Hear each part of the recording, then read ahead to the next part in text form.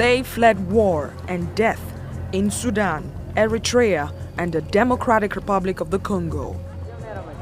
Some of them ended up in Israel, hoping to find a safe place to raise families. קודם כל, להיות פליט זה לא רצון שלנו ולא בחירה שלנו בכלל. אני לא יכלתי לחיות פשוט באריתריאה, אני לא יכלתי לעשות כלום, לא יכלתי להרגיש כמו בני אדם. The African asylum seekers say they live with a constant threat of arrest and deportation. The official Israeli policy is we are uninterested in massive illegal immigration. Israeli Prime Minister Benjamin Netanyahu says African asylum seekers are not often who they say they are. They don't seek asylum in Israel. They seek jobs in Israel. But the rights groups helping them say these people are being singled out. I think that what the government was trying to do is to play in between the law. So we can deport them, but we will make their life so miserable so they won't have other options. We are refugees! We are refugees! Tens of thousands of African asylum seekers are stuck with no idea of what to do next. They are not welcome to stay, and they can't go back home. Adding to their confusion is Israel's latest attempts of renewing diplomatic ties with the African continent. Israel is coming back to Africa, and Africa is coming back to Israel. But many African asylum seekers see a disconnect between Israel's diplomacy in Africa and how it's treating Africans at home.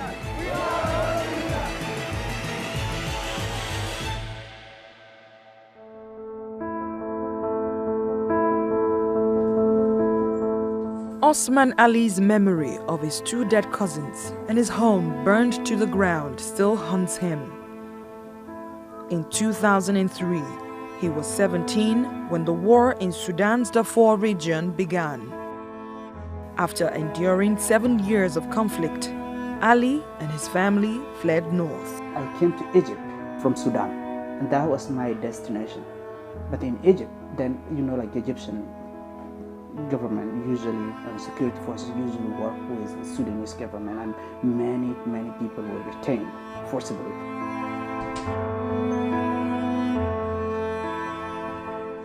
Ali says he was afraid of being persecuted in Egypt.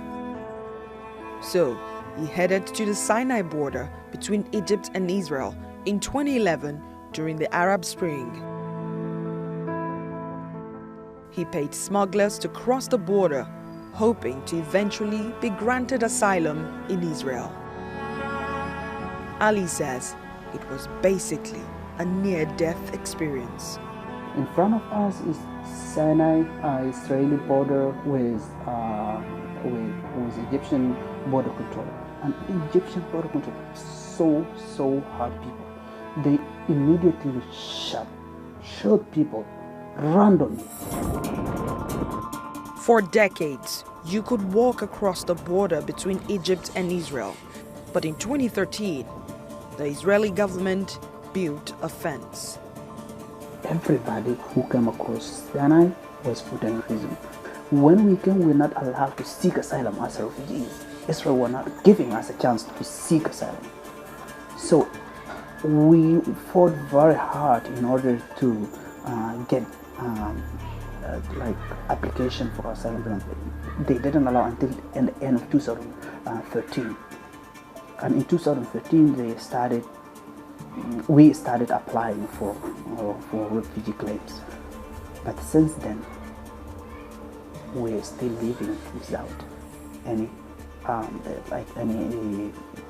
recognition or whatever.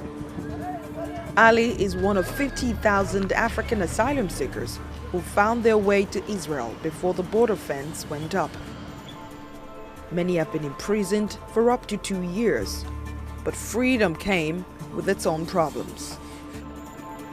The people whom we got in, they were released, and gave you one ticket to bus from Sinai, from desert Negev to central bus station in Tel Aviv, and that is your destination.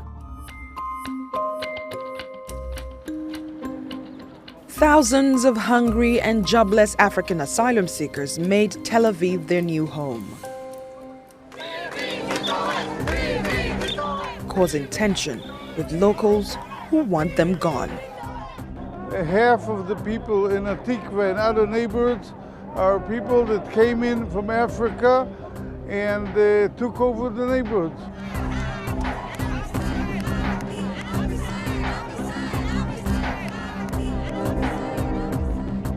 תרבות של עולם שלישי, של המון מיזוגניה, המון שוביניזם, המון הומופוביה, והמון זלזול. זלזול ברשויות, זלזול בחוק, זלזול בתושבים. אני בעד שהם ילכו לאן שהם צריכים ללכת. המדינה הזאת היא מדינה קטנה, זו מדינת יהודים. נועדה רק ליהודים. אני לא גזעני, לא אנטישמי, לא שום דבר. אבל זה לא... הערבוב פה ביחד, המיקס הזה, לא יביא לתוצאות טובות. לחלוטין. ראינו כמו מה שקרה בירושלים, וזה יתחיל לגלוש. הדרום הוא בפני פיצוץ, הדרום תל אביב. In 2014, Israeli politicians changed the law to allow African asylum seekers to be detained at the Holot detention center for up to a year, in defiance of a high court order. The law also allowed police to arrest African asylum seekers without charge, and by the end of last year, more than 13,000 people had been detained in Holot.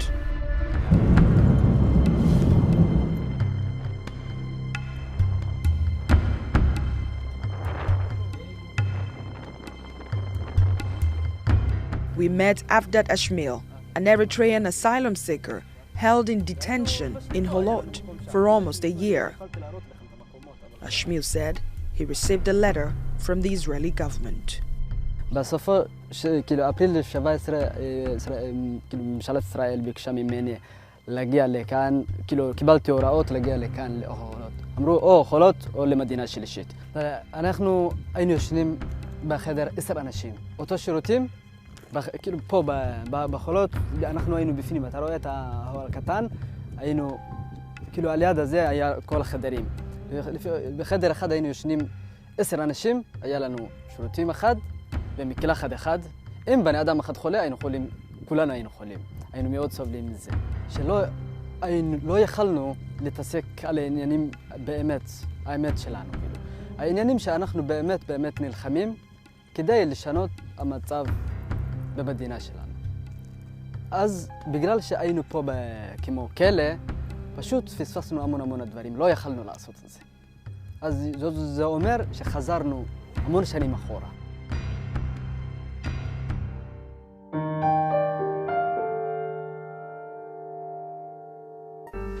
Israeli NGOs like the Negev Refugee Center put pressure on the government to release African asylum seekers from Holot. I think that what the government was trying to do is to play in between the law. So we can deport them, but we will make their life so miserable so they won't have other options. And after 4 years in operation, Holot was finally shut down in 2018. More than 10,000 African asylum seekers like Avdat Ashmil were released. By law, they are required to renew their residency permits every 60 days. But they soon found out that there were more restrictions. כשיצאתי, כשהשתחררתי מהחולות, נתנו לי ויזה. אסור לעבוד ולהתגורר בשבע ערים. בשבע ערים לא יכלתי לעשות כלום. אז לפני שבאתי לחולות, אני הייתי בנתניה.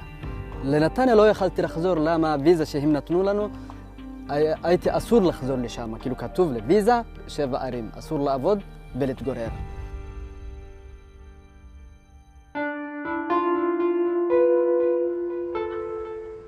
And it's not just their movement that was restricted. After Osman Ali was released from Holot in 2016, he was issued a permit that forbade him from working in Israel. And asylum seekers with jobs were hit with another law that came into effect in May 2017. It requires them to deposit 20% of their salaries into an account they only can access once they leave the country. Their employers are also required to pay 16% in addition to that.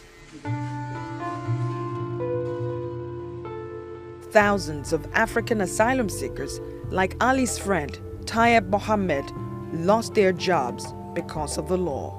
When this law started, it affected me very much, because it's been taken for me like every month. It's about 1,700. It's been taken from my salary for 2 years. That's what is included here. If you saw here in the paper, and the law is saying that like I cannot get this money until I decide that I'm going to leave the country. Kavla Ved, an Israeli NGO that advocates for workers' rights, has seen the number of complaints by African asylum seekers double in the past few months alone. Today, only African migrants pay 20% of their salary. It should encourage them to live. Israel doesn't really care where they will live. Many people discover at the last minute that the money that was taken from their salary was not actually deposited. The employer keeps it in his pocket. African asylum seekers say they are also shut out of the Israeli healthcare system. Officials of the Physicians for Human Rights, an NGO that advocates for the health of African asylum seekers, say Israeli doctors are not allowed to treat African asylum seekers unless their life is in danger.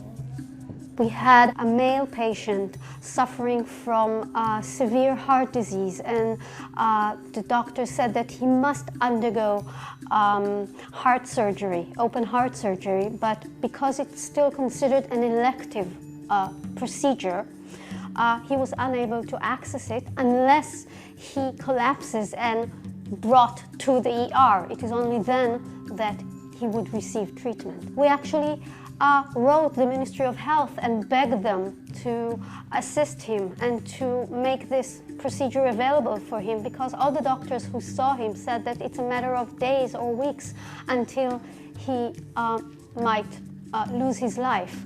But the Ministry of Health responded by saying that we're not responsible for that individual because he's an asylum seeker, because he's not a resident of Israel, and therefore the only thing we can do is promise you that once he collapses, he will receive treatment through the ER.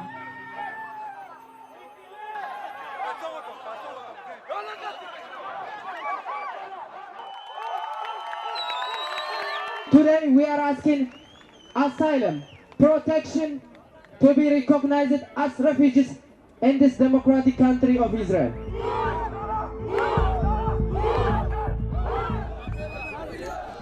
Thousands of asylum seekers in Tel Aviv recently rallied to demand an end to laws that make them illegal residents in Israel.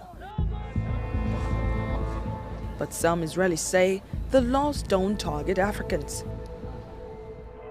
Yonatan Yakubowitz of Israel's Immigration Policy Center says it aims to simply stop illegal migration.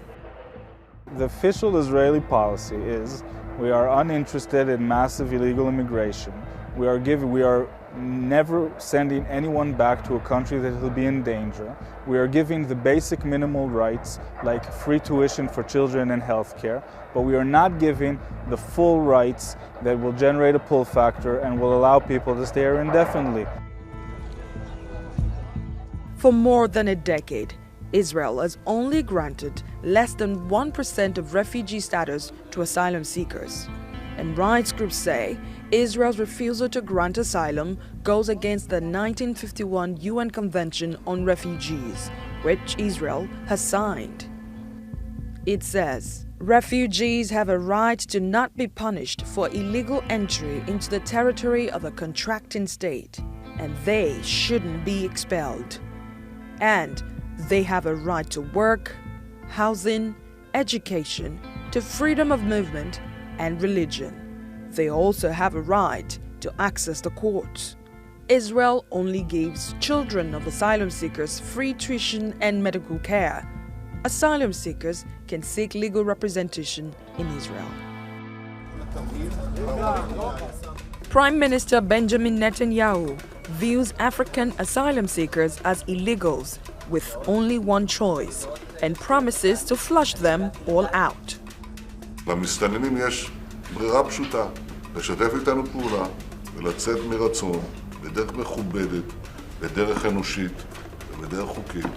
או כמובן נצטרך להפעיל את הכלים האחרים העומדים לרשותנו, גם הם לפי החוק. אני מקווה שיבחרו לשתף איתנו פעולה. No matter what it takes. מדיניות מאוד ברורה. אנחנו עוסקים במסתננים בלתי חוקיים. לא בפליטים, מסתננים בלתי חוקיים. והזכות של מדינת ישראל היא לשמור על גבולותיה ולהרחיק מתוכה מסתננים בלתי חוקיים.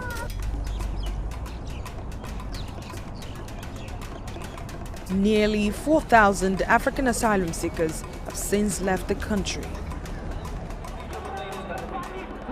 And last year, the Israeli government planned to forcibly relocate all African migrants to Rwanda and Uganda.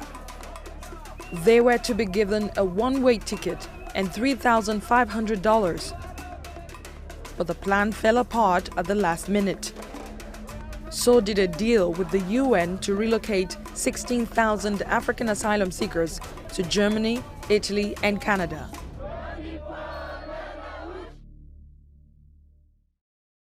Johanna, viens.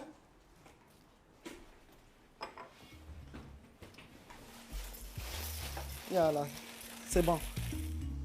Unlike the Eritreans and Sudanese, Congolese asylum seekers were the first African asylum seekers to arrive in Israel in 1997 during the first war in the DRC.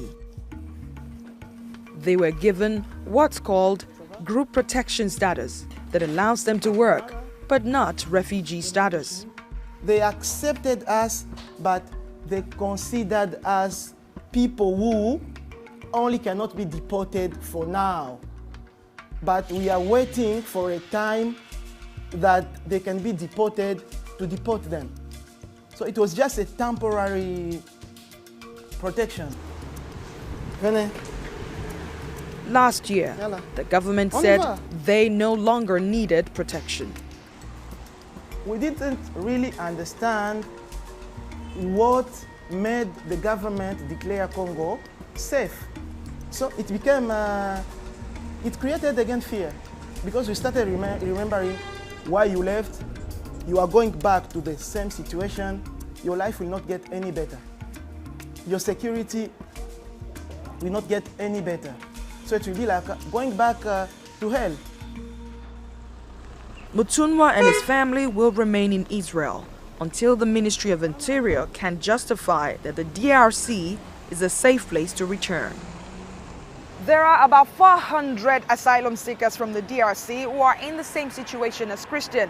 The Israeli Supreme Court has ruled against their immediate deportation by the Ministry of Interior, but it did not issue an order to restore their protection status, which will shield them from deportation at a later date. For Mutunwa, returning to Congo with his family after 12 years in Israel is not an option. He'd been receiving death threats for investigating allegations of human rights abuses against the government during the Congo War. I came alone. If, for example, I was alone, I was to be sent back home. As I came alone, for me, I could manage maybe to survive. But now, even my family status has changed. I'm not going alone anymore, but I'm going with a family. And you know now, if a parent is in danger, it's the entire family which is in danger. We are human beings. We need justice. We are human beings. We need... Some Israeli leaders say The presence and overall treatment of thousands of Africans living in Israel is exploited by politicians. There is racism, but more than racism, there is hatred. They know that it is very easy to incite about those people, those poor people, and to make hate, to make the public hate them and afraid of them, and then they get power. The treatment of African asylum seekers raises questions about Israel's respect for human rights. Coalition is against human rights. It's not only a question of the Africans, it's not only a question of the asylum seekers. I fight for human rights for women, for LGBT, for Palestinians in the occupied territories, Palestinian citizens of Israel. And this is not human rights era. The government, the coalition they minimize human rights all the time. But the treatment of African asylum seekers has not stopped Netanyahu's government from renewing diplomatic ties with their leaders. All African countries, all of them without exception, can benefit from a renewed cooperation with Israel.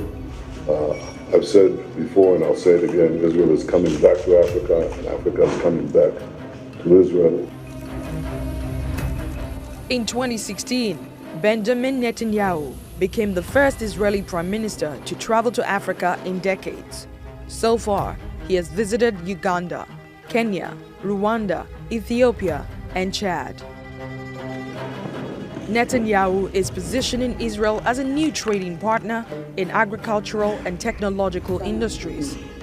He announced a $13 million investment deal with East African countries during his visit. Israel's return to Africa has been 40 years in the making. Once close collaborators, the country lost its influence on the continent after the Six-Day War in 1967, as African leaders rallied behind Palestine. But that's clearly changing. We don't believe that isolation is a solution. We believe that engagement is a solution, even though we have different positions different countries might have. Netanyahu's recent visit to Africa reveals Israel's economic and security ambitions. But the price would be a return as an observer with the African Union.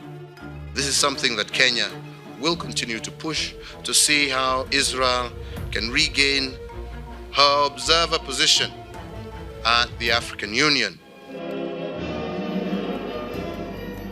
A seat at the AU could allow Israel to lobby African leaders for votes in international organizations like the United Nations. And this could divide the support of African leaders on Arab issues. But Netanyahu has faced little backlash for his treatment of Africans in Israel. On one hand, they act against the asylum seekers. On the other hand, they are more and more popular in Africa. If the African leaders give a condition to the Israeli government, you should improve the conditions of the asylum seekers. You should stop those talking about deporting them. Then they will stop because they want good relations with the African nations. And for the thousands of Africans stuck between two worlds, a stronger Israel-Africa alliance may not mean the end of their misery in Israel. They're showing very good diplomatic relations with Africa, but African people here were homeless and suffering. Treat African people here good, because they may be future, because like 90% of Africans who live here, they are in the age of 20s to 30s. We are young here. But right now, with the laws stacked against them in Israel, many African asylum seekers would say Israel is being anything but good.